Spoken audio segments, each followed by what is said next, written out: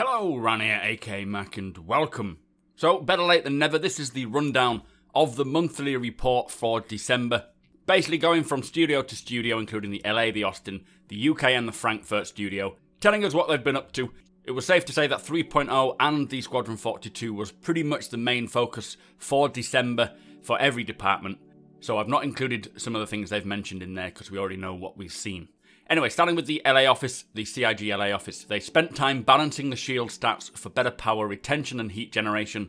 They've continued work on the Terrapin, the revised Mustang and the Tumbrel Cyclone. They've also completed design briefs for, they call it the redacted ship, so we don't know what it is, but there's a new ship coming soon. Major art progress has been made on the Anvil Hurricane, the Mustang and the Tumbrel as well. They're putting finishing touches to the Squadron 42 cast. They've implemented the new hair shader and added the wear and tear to some of the characters' loadouts for a more authentic feel in the game. The tech animation team was hard at work with tool support, character rigging and various mocap tasks. For tech art, the environments gave a lot of support and R&D for the new glass shader. For ships, they supported the release of the 3.0 ships, including work on the damage and the vis areas, and on weapons in research and development for animated attachments and magazines, so that's cool, that should be coming along down the line. They've also made progress on the P8 AR magazine, the Gemini F55 and the skin transfer script tool. So moving on to Austin, the Constellation Phoenix is now in grey box, the Anvil F8 Lightning has entered white boxing. On the back end, they tracked the bandwidth being used for 3.0 and adjusted accordingly. They did this without affecting players by waiting for a server count to drop to 0.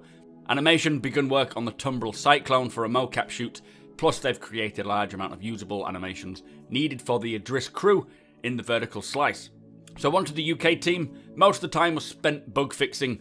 They have since found another bug in Lumberyard, and the fix for this will vastly reduce the VRAM usage on the next release, which is exciting news.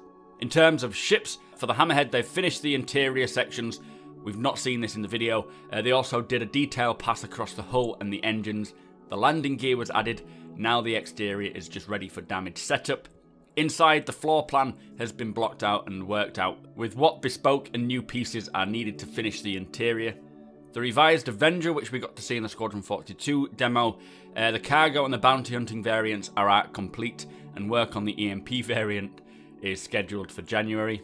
They're working to finalise the remaining exterior parts such as the landing gear, damage and LODs, which will all start soon. The 600i has entered the final art phase. Thrusters and landing gear are now near completion. They've started work on the turret. The interior is going through a polish pass, and work on the bridge, the corridors and the exploration module is wrapping up soon. On the Gladius, they've spent time tweaking the Gladius for the Squadron 42 demo, as we've seen, implementing the new glass and the screen shader. They've done some cockpit lighting and headlight tweaks, plus done some changes to the screen sizes and positioning. For the Eclipse, work has continued on the cockpit and the exterior, which was grey boxed. Mesh is currently going through a detailed pass before starting textures and shaders. For the Vandal Blade, the exterior is now almost complete. They've now brought it into line with the other Vandal ships. The focus is now on the interior and the enter and exit mechanism. R&D continues on the signed distance field shield effects, which includes power on, power off and the impact effects for the Gladius and the Cutlass and the Buccaneer. This basically makes the shield fit to each ship rather than just being a generic look. The new scanning feature will emit a virtual particle grid via your UI, allowing players to better visualize 3D space. So this sounds quite good. This is what we were supposed to see in Squadron 42's demo, but unfortunately didn't work. They've also done lots of work on the UI side, especially for the 3.0 and Squadron 42 demo. There's a big focus for 2018 is getting spaces shared across locations functional. They're creating kits for common elements like hangars and habitation pods so that they can be used across different locations. They're also improving planet texture systems. They've improved the diversity and breakup of terrain types. The new tech increases supported distribution by about 5 times, they say, meaning we'll see some improved visuals on terrain in the future. It was all hands on deck for the Squadron 42 demo, lots of dialogue, lots of sound effects, lots of music for the audio team. They've also adjusted the thruster sounds on the Dragonfly and the Nox. There'll soon be some iteration on the character Foley and the actor status system for breathing, and they also plan to fully flesh out a sound simulation system. They've developed an exciting and visually interesting city archetype for introducing procedural and landing zone elements, and introduced a new core structure and narrative behind how Lorville and Hurston functions and comes together. Very excited to see these new cities coming online. The base archetype for the utilitarian habitation was established for the first procedural and fully interactive room. Not really sure what they're referring to here. It could be AI on the ground, or it could be spawn points like habitation pods. I'd love to know what your thoughts are on that one. They've wrapped up the Tumbrel Nova Tonk and 3 of the ships of varying sizes and roles. They've completed the Trident size 4 to size 6 and the Hurston Electron beam alterations sizes 1 to 3. These I expect are ship weapons. They've implemented the dynamic lighting, experimented with new dynamic depth of field mechanic for non-combat scenarios to give more of a cinematic feel, although you do kind of worry because combat scenarios can probably pop out of nowhere, so will it suddenly switch off? They've worked on serialized variable culling. Eventually this will become entity bind culling. Basically, if you're not around to see something, it will just be removed from the server until someone gets into the vicinity. This will also help with network bandwidth and performance. It's supposed to be one of the big things that's going to help with performance, so I'm more than excited to see that come online. Anyway, for Foundry 42 in Frankfurt, they've been working on the performance issues. The environmental team are further enhancing the visuals of planet terrain, as we've kind of heard earlier.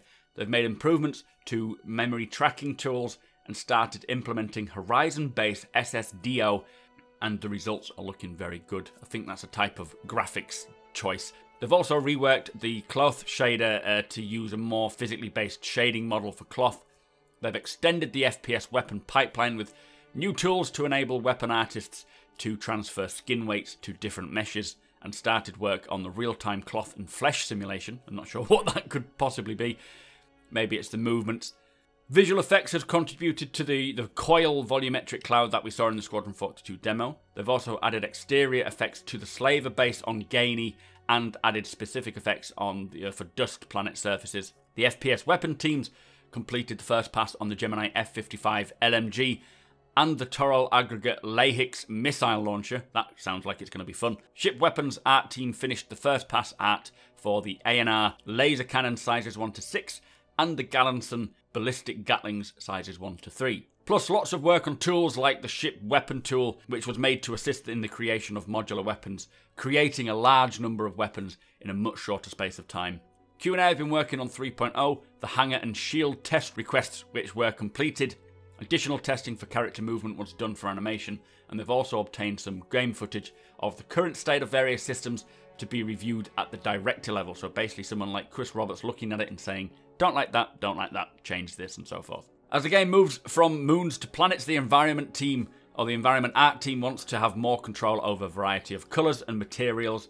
Work is being done on updating the planet tech as well as the shaders. This allows for a more visual palette in upcoming locations. Also provides a nice visual update and boosting quality for the existing moons. There was a big focus for system design for AI FPS combat.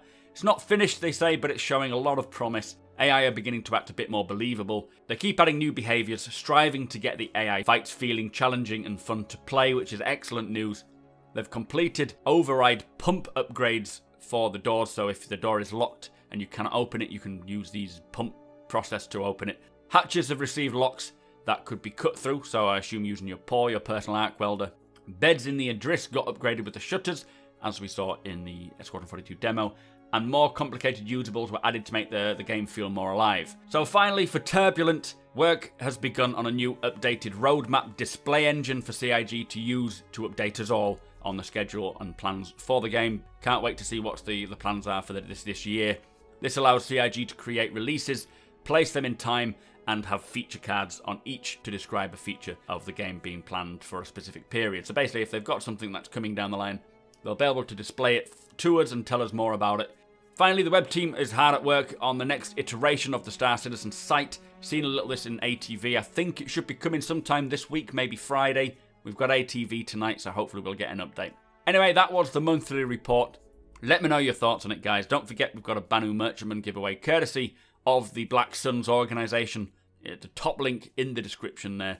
Also, check out the Black Suns if you want to sign up to a cool org. Thank you so much for watching. Be sure to follow me here on YouTube, Twitch, Twitter and Instagram. Hit that thumbs up and I shall see you next time.